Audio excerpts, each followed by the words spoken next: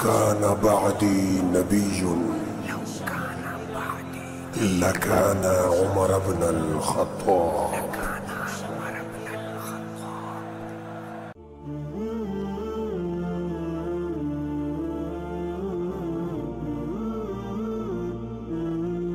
حدیث نمبر 10 حضرت ابو موسیٰ اشعری رضی اللہ عنہ سے مروی ہے کہ آپ نے فرمایا، انہوں نے کہا کہ رسول اللہ صلی اللہ علیہ وسلم نے فرمایا، حجر قیامت سے پہلے ہوگی۔ لوگوں نے پوچھا حرج کیا؟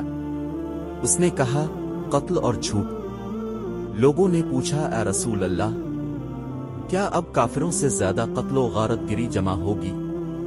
رسول اللہ صلی اللہ علیہ وآلہ وسلم نے فرمایا کہ یہ قتل ایسا نہیں ہے جیسے تمہارے ذریعے کافروں کو قتل کیا جائے، بلکہ لوگ اپنے پڑوسیوں، بھائیوں اور چچا زاد بھائیوں کو ناحق قتل کریں گے۔ حدیث نمبر 11 اسید بن متسم بن معاویہ رضی اللہ عنہ سے روایت ہے کہ انہوں نے کہا، میں نے ابو موسیٰ کو کہتے سنا کہ قیامت سے پہلے مسلمانوں میں فتنہ اور قتل و غارت ہوگی، یہاں تک کہ انسان اپنے دادا، چچا زاد، باپ اور اپنے بھائی کو قتل کر دے گا۔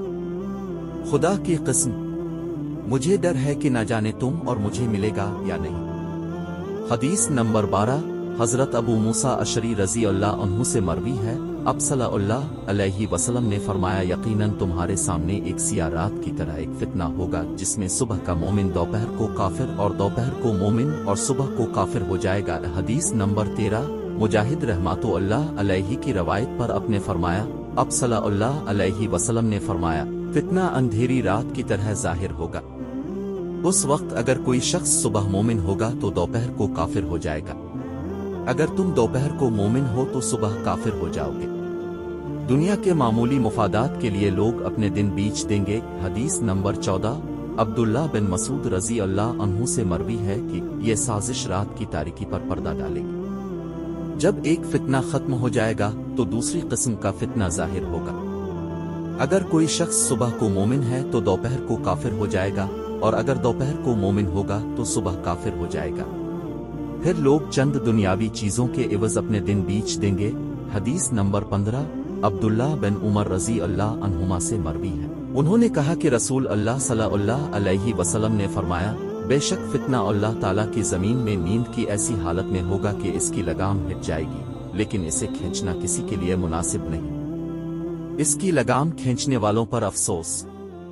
ابو ظہیریہ رضی اللہ عنہ نے کہا کہ عبداللہ بن عمر رضی اللہ عنہما نے فرمایا کہ بلا شبہ تم دنیا میں بہت سی مصیبتیں اور فساد دیکھو گے، رفتہ رفتہ لوگوں کے تمام حالات مشکل ہوتے جائیں گے۔ حدیث نمبر 16 حذیفہ بن یمان رضی اللہ عنہ رسول اللہ صلی اللہ علیہ وسلم کے ایک صحابی مختلف خفیہ اختلافات سے واقف ہیں، فتنہ سے تقریباً 300 افراد جڑے ہوئے ہیں، میں چاہوں تو ان کے نام، ان کے والد اور ان کے گاؤں کے نام بھی بتا سکتا ہوں جو قیامت تک آتے رہیں گے۔ رسول اللہ صلی اللہ علیہ وسلم نے مجھے ان کے بارے میں سب کچھ بتا دیا۔ وہاں موجود لوگوں نے پوچھا، کیا انہیں براہ راست دکھایا گیا ہے؟ جواب میں فرمایا کہ ان کی شکل دکھائی گئی ہے، جنہیں آپ علماء کرام اور فقہائے اجماع کے نام سے پہچانیں گے۔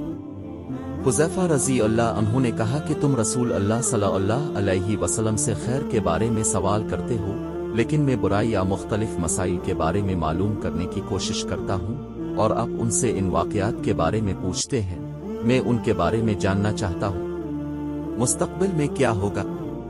حدیث نمبر 17 حذیفہ ابن یمان رضی اللہ عنہ نے کہا، میں نے رسول اللہ صلی اللہ علیہ وسلم کو فرماتے سنا، میری امت میں 300 لوگ ظاہر ہوں گے جن کے 300 جھنڈے ہوں گے، یعنی وہ معاشرے، ریاست دنیا کے ممتاز لوگ ہوں گے جن سے ان کی پہچان ہوگی، نسب کے لحاظ سے وہ بہت مانوس ہوں گے، اگر وہ اللہ کی رضا کے حصول کو ظاہر کرتے ہیں تو بھی اس کی طرف سے سمت کے خلاف جنگ کریں گے۔ حدیث نمبر 18 حذیفہ ابن یمان رضی اللہ عنہ سے مروی ہے کہ اگر میں تمہیں بتا دوں کہ میں ساری شرارتوں کے بارے میں کیا جانتا ہوں تو تم میرے ساتھ سو کر رات نہیں گزار سکو گے۔ حدیث نمبر 19 عبداللہ بن عمرو بن العاص رضی اللہ عنہ سے مروی ہے کہ آپ کے خلاف بغاوت جاری رہے گی اور معاملہ آہستہ آہستہ مزید مشکل ہوتا جائے گا۔ جب کوئی سربراہ مملکت اللہ کو راضی کرنے کے لیے ملک کی قیادت نہیں کرتا اور ریاستی حکمران اللہ کی عبادت نہیں کرتے تو آپ ان کو راضی کرنے کے بجائے اللہ کی ناراضگی سے ڈرتے ہیں، کیونکہ اللہ کی ناراضگی انسان کی ناراضگی سے زیادہ شدید ہے۔ حدیث نمبر 20 حضرت ابو ادریس رضی اللہ عنہ سے مروی ہے کہ آپ نے فرمایا، میں اور ابو صالح اور ابو مسلم تینوں اکٹھے تھے، دونوں ایک دوسرے سے کہنے لگے، کیا تم کسی چیز سے ڈرتے ہو؟ کہنے لگے، ہمیں انسانی لالچ کی فکر ہے۔ پھر میں نے کہا کہ ایسا شخص آخری زمانہ کے لوگوں میں ہی ظاہر ہوگا۔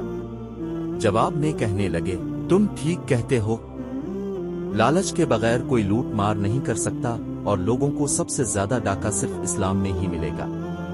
بلا شبہ تمام فتنہ اسلام میں دلچسپی لینے لگیں گے اور فتنہ کے آخری ایام میں پھیل جائیں گے۔